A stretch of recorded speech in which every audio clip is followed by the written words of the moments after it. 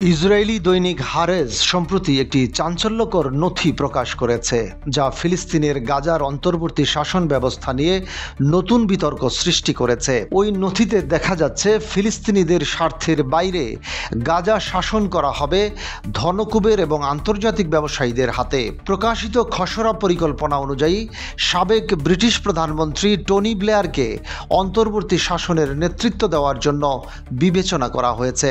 এর পাশাপাশি মার্কিন ব্যবসায়ী এরি লাইটস্টোন, মিশরের ধনকুবের নাগিব সাবারিশ এবং অন্যান্য আন্তর্জাতিক আর্থিক ও প্রশাসনিক বিশেষজ্ঞদেরও অন্তর্ভুক্ত করা হয়েছে।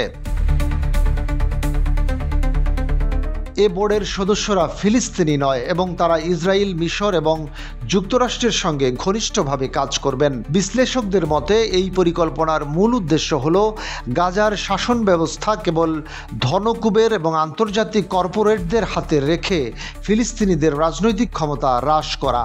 পরিকল্পনায় বলা হয়েছে সাধারণ ফিলিস্তিনি প্রশাসকরা নিম্ন পদে থাকবেন এবং তাদের অধিকার সীমিত থাকবে। এ প্রসঙ্গে আব্রাহাম অ্যাকুস পিস ইনস্টিটিউটের নির্বাহী পরিচালক এরি লাইটস্টোনের মন্তব্য করা হয়েছে যে পশ্চিমা নেতৃত্বের দৃষ্টিভঙ্গি মধ্যপ্রাচ্যে উত্তেজনা বৃদ্ধির ক্ষেত্রে গুরুত্বপূর্ণ ভূমিকা পালন করছে। বিশেষজ্ঞরা আশঙ্কা প্রকাশ করছেন যে ফিলিস্তিনিদের স্বাধীন ও সার্বভৌম অধিকার এই ব্যবস্থায় সীমিত থেকে যাবে এবং এটি মূলত মার্কিন ও ইসরায়েলের স্বার্থ রক্ষার দিকে নির্দেশিত।